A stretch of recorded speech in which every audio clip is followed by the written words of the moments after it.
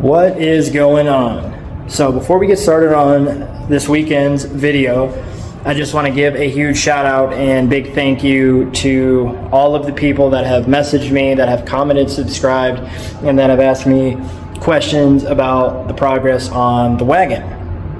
Now, again, I'm still working on it and still getting it done, so be patient with me. But I just want to say, hey, thanks, and I hope it's really helping. I hope all the time, effort, money, and everything that I've got going into this does help everyone else that wants to do this, because that's the entire point of me doing it. And it keeps me motivated to keep making content and keep filming and keep putting things up. So let me show you what I got, because I got some cool updates for y'all. This one's going to be juicy. So as you noticed, it's actually super bright in here. We finally got lights. All of this was one kit, but obviously we ran out, so we moved it over here. That's going to be staying like that, but future plans for the rest of the lighting in the garage. I can't wait. It's going to be awesome. So, and as you can see, I have been adding more to the wall mural. Just a little extra added bonus. You got Rick and Morty back there. Got good old Jesus. What's up, Dad? And some filler that I've been putting in. But yeah, here is the new stuff. Yeah, old school. If you know who that is, you're a G.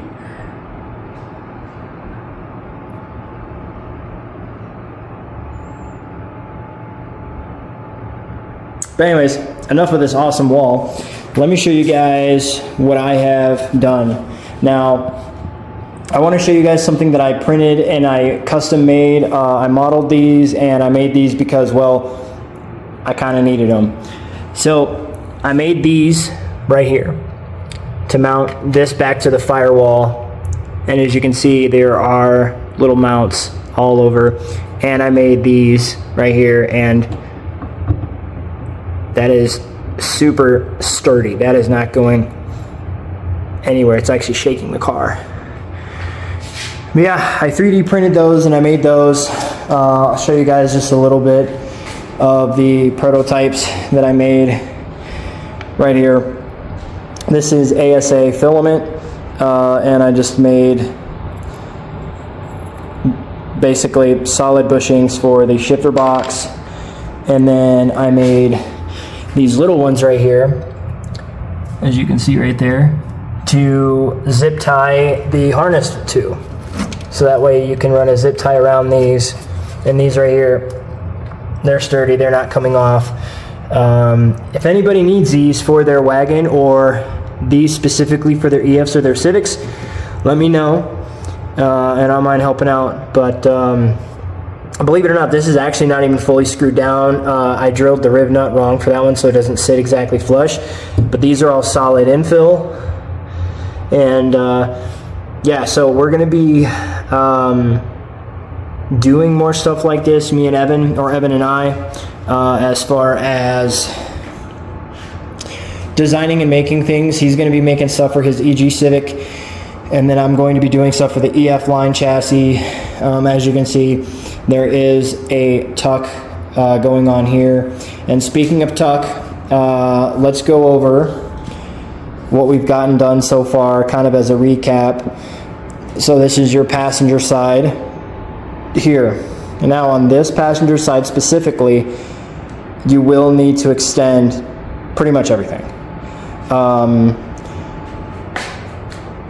Both headlight plugs, I was going to say headlight harnesses, but both of the headlight plugs, high beams and low beams, you will need to extend on the passenger side.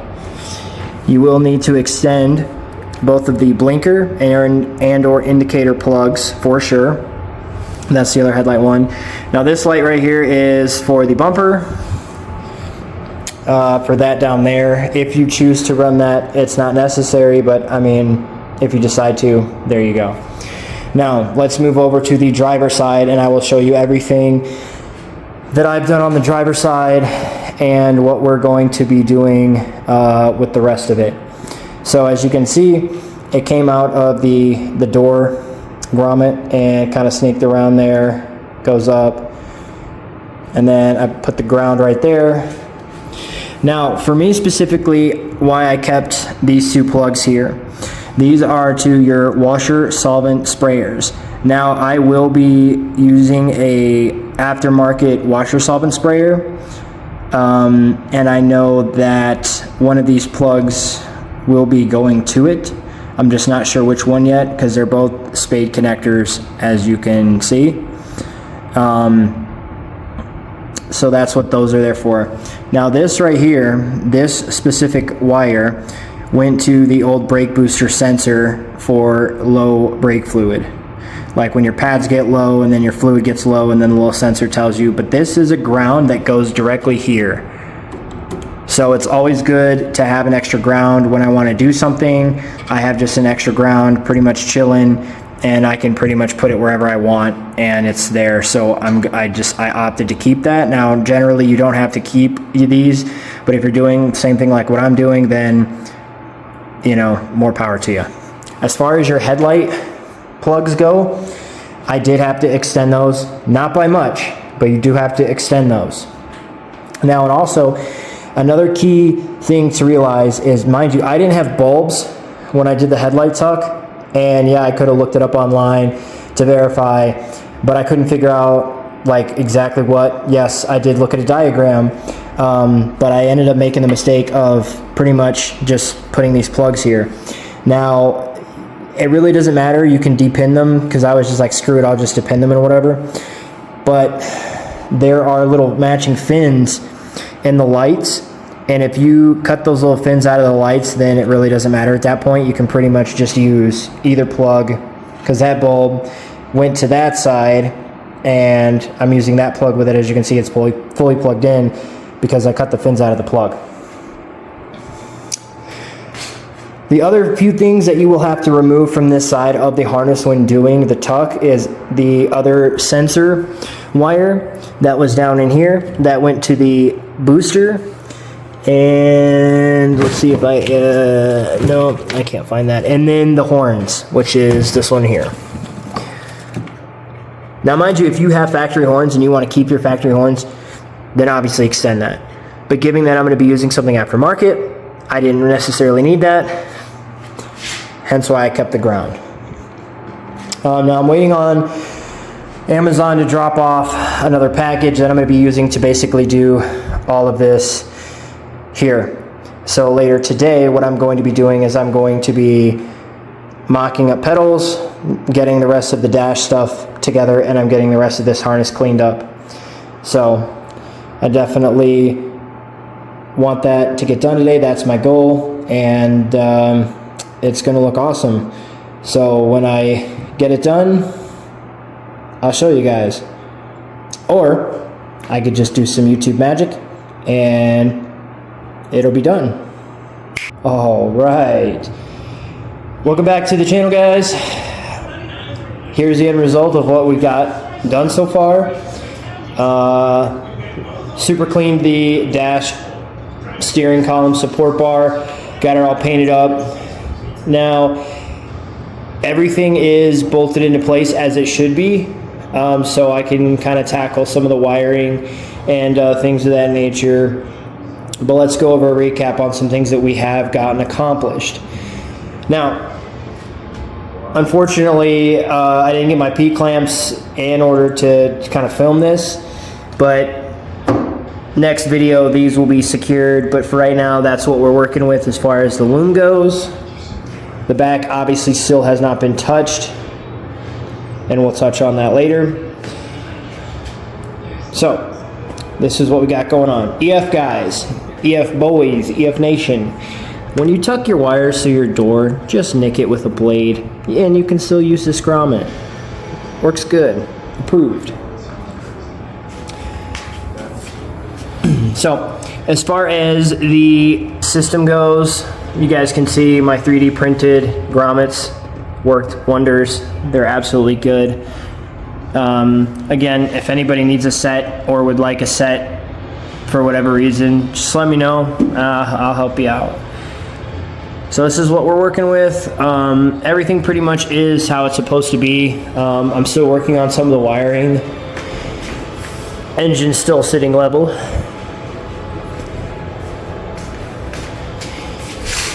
Grommet. Modified. Okay, so I super cleaned this entire system, and let me tell you, the water that came out of it was absolutely black. It was filthy and disgusting. But now everything has been super cleaned with alcohol, and it smells decently good. Doesn't smell like death anymore. Now, when you guys take apart your blower motor, do be careful, because some detergents and cleaners, obviously, as you can see, kind of ate the plastic when I was like scrubbing it. And I wasn't even scrubbing it hard. I was using like a soft nylon bristly brush. It still kind of made it brittle. So what I'm going to do is I'm going to take some clear JB Weld epoxy and just kind of lightly dab it on there, and this entire area right here, just to kind of make sure that doesn't go anywhere. As far as the wiring goes, the fuse box is just kind of sitting there. The ECU that I have cannot use all 4 of those pegs, or threaded spots right here for the ECU. So that's as good as placing any. The steel plate's going to cover that anyways. Like I said, I'm still kind of working on getting everything into position and stuff like that. And then I used my 3D printed grommets, as you can see. Let me get that out of the way. As you can see back there. So pretty much how they work. Let me find one. You throw a zip tie around the back, and throw a zip tie around your loom, and keeps it into place. So I'm pretty stoked about that one. But other than that, that's pretty much the only thing I've gotten done so far on the wagon for today, or this weekend, I should say. That's what we got going on. But what are those? So last night, I came across a trade deal that I could not pass up, and I scored these wheels. Now, I was told that they're vintage Roto wheels. However, Google AI says that they're OZ series wheels. I know I'm pronouncing that wrong. It's CERES, but it does say Roto on the back. They're a 16x8 with a 20 offset, and I already mocked one up to the wagon, and they fit beautifully, and they look absolutely awesome. I couldn't pass up the trade.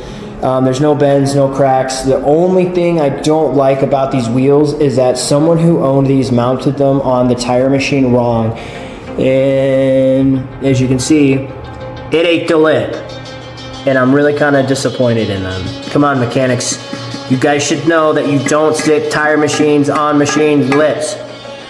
That is a no-no.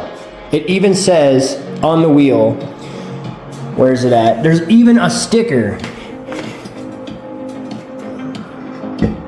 Are you kidding me? Are you kidding me?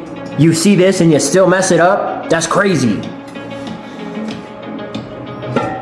But I think these wheels are going to look awesome on the wagon. They are a 5x114.3. So they'll work on the Skyline too. So I'm pretty stoked about that. So next weekend, I'm going to be adding more color to the wall and working on that. And I'm possibly going to be finishing it maybe next weekend. We got all that left to go.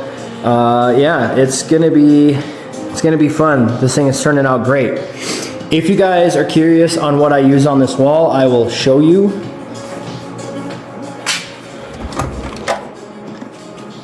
Posca. These pens right here are goated. They are awesome. Now they are kind of pricey, but you got all kinds. I'm like the plug for Posca markers right now. So that's pretty much what I use on my wall. You shake them up. Let me see if I can pull the cap off. And that's pretty much what they look like.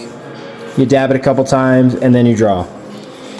You can use them on cars, pretty much anything. So if you guys want to do some of that anime car theme stuff, these things stick to everything. They're awesome. Highly recommend them.